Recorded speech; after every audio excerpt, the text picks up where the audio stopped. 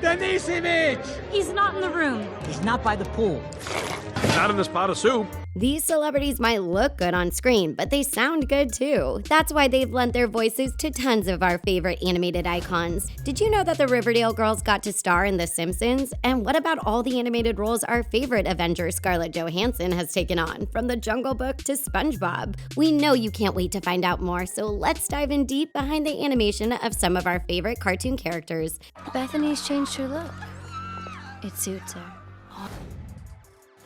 Did you know that Lili Reinhart, Camila Mendes, and Madeline Petch were all on the same episode of The Simpsons? In an episode called The Hateful 8-Year-Olds, Lisa tries to fit in with a group of snobby rich girls named Bella Ella, voiced by Lily, Sloane, voiced by Madeline, and Tessa Rose, voiced by Camilla. This is my crew. You probably know them all from social. The Riverdale girls shared their excitement about the iconic casting online, with Lily posting a thank you and calling the experience an incredible, surreal blessing. Meanwhile, Camilla encouraged everyone to go watch her and her Riverdale besties play mean and annoying 8-year-old girls. These are actually the very first voiceover roles for the girls, but now that they've all tried their hand at voice acting, do you think we'll finally get an animated episode of Riverdale?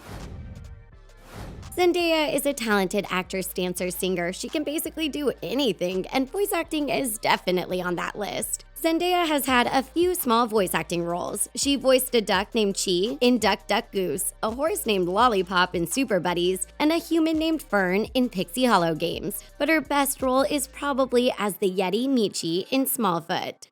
Oh wait, is that thing where you project a series of images in rapid succession to a large group of people who've come to see a good story? So, what are the highlights of voicing a fictional Bigfoot? Well, for one, Zendaya got to sing the movie's theme song, Wonderful Life. She also got to work alongside with Channing Tatum. That's gotta make any job more fun, right? But Zendaya's really in it for the kids. She loves being a role model and isn't about to stop voice acting anytime soon.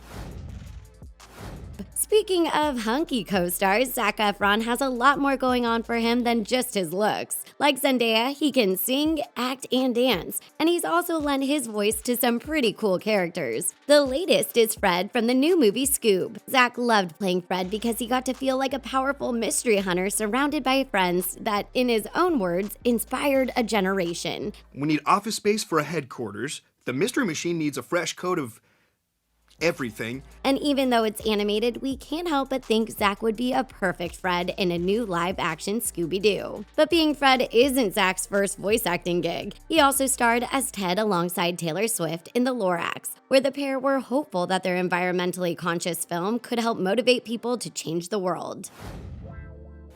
Zac Efron's SCOOB co-star is Amanda Seyfried, who voices Daphne. I can't breathe.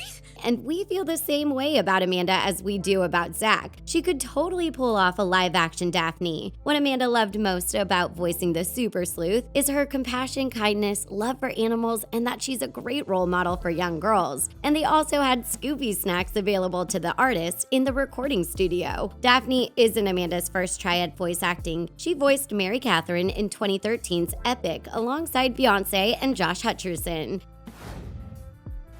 Tom Holland and Will Smith might seem like they really hit it off as voices of Walter and Lance in Spies in Disguise. Hi, wow, Walter Beckett, pleasure to meet you.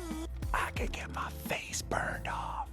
But the duo never actually met face-to-face until after the movie was finished. But at least their first meeting was pretty epic. They had to pair up to solve an escape room as promo for the new film. But other than being pigeon-loving super spies, both actors have given their voices to animated films before. Will Smith was Oscar in Shark Tale, where he co-starred with Angelina Jolie, who voiced Lola. As for Tom Holland, he recently starred with another of his BFFs, Chris Pratt, in Onward. The pair play brothers Ian and Barley, and behind the scene, they actually lost their voices from over-dedicating themselves to their roles. Let us know in the comments which bromance is your favorite.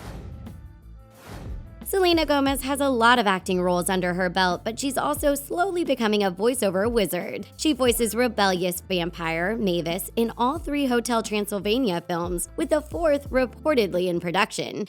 Okay, time for presents, guys.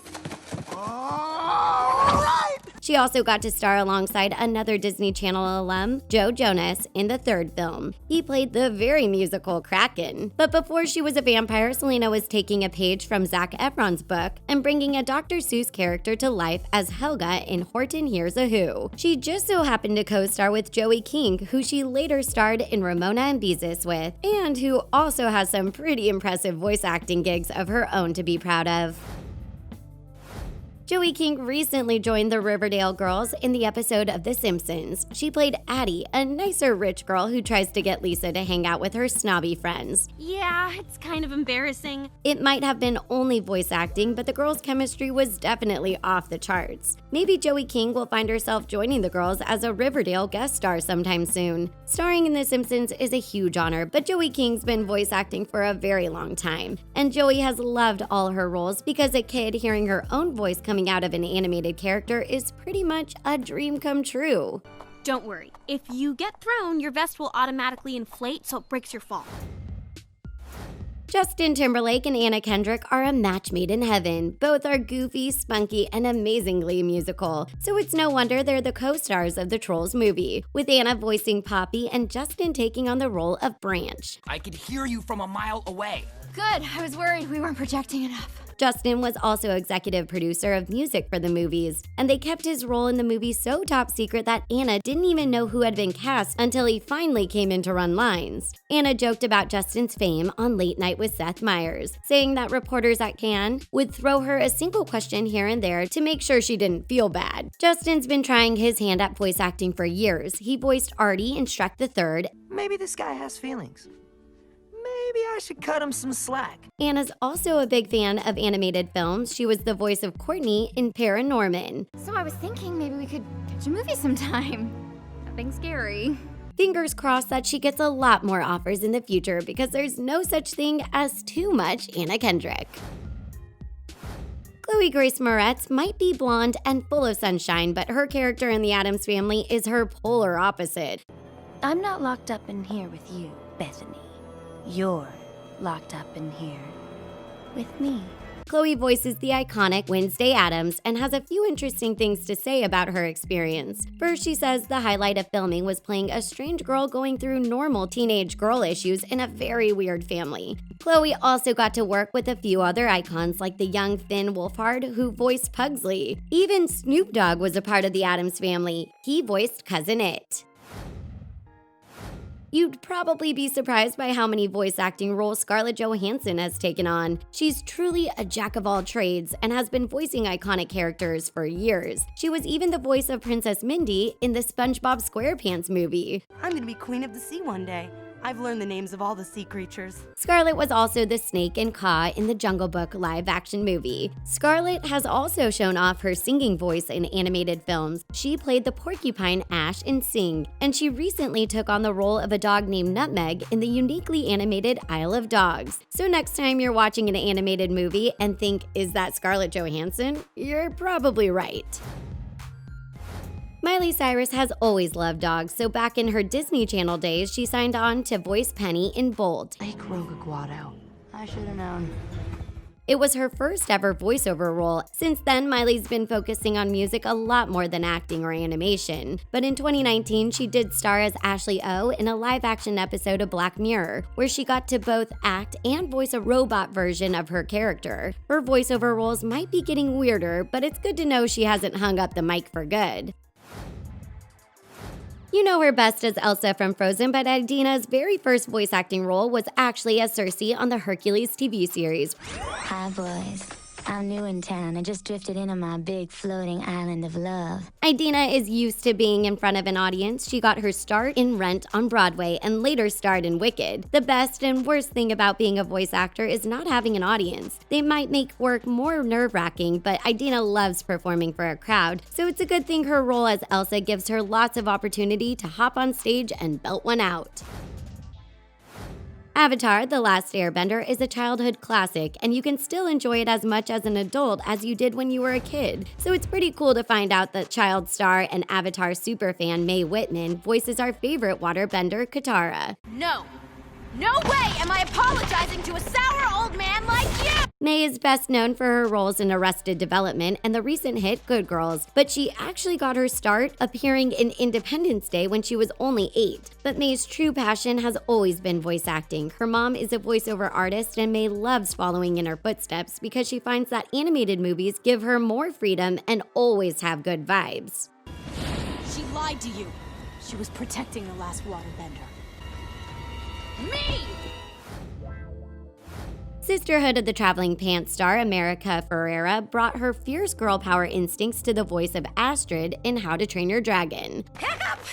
Get me down from here! You have to give me a chance to explain. America says that both girls and boys can look up to Astrid for her warrior spirit. It's also super important that Astrid always goes after what she wants. While Astrid has grown throughout the franchise into an extra tough female hero, America says that tons of things have changed throughout the movie-making process, and that's been one of the most exciting parts. For example, in the first movie, they could only have 8 dragons on screen at once. But now that technology has grown, the third movie has over 65,000 dragons on screen all at the same time. Dakota Fanning has been lending her voice to so many characters, and you probably never knew half of these were her. Her most popular role was the voice of Coraline in the movie of the same name. I'd love to play, but I better get home to my other mother. And we can't help but wonder if the movie was as creepy to her as it was to all of us. Thankfully, her other animated roles are a lot less scary. She was the voice of Lilo in Lilo and Stitch 2, and she was also the voice of a young Kim Possible in Kim Possible: A Stitch in Time. For Dakota, voice acting seems to have been a fun hobby when she was younger, but we hope to see her in a brand new animated movie sometime soon. Were you shocked by any of these celebrity voices? Tell us what you'd like to see your favorite voiceover actors do next in the comment section down below. Don't forget to hit that like button and subscribe to The Things for more. Thanks for watching. We'll see you again next time.